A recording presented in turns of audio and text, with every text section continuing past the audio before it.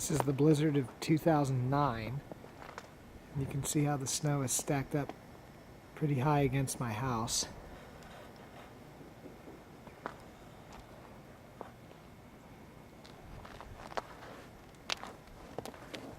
The truck is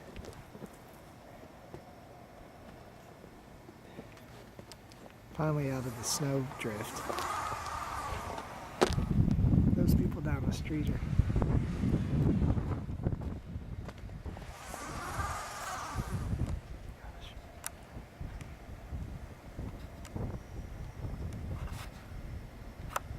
Whoops.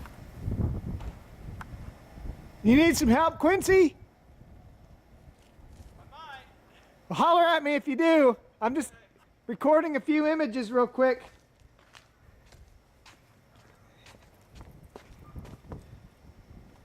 Look at that big snow drift. Look at these snow drifts.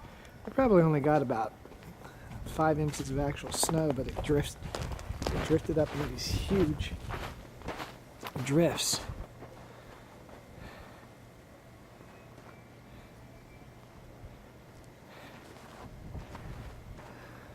That's pretty crazy.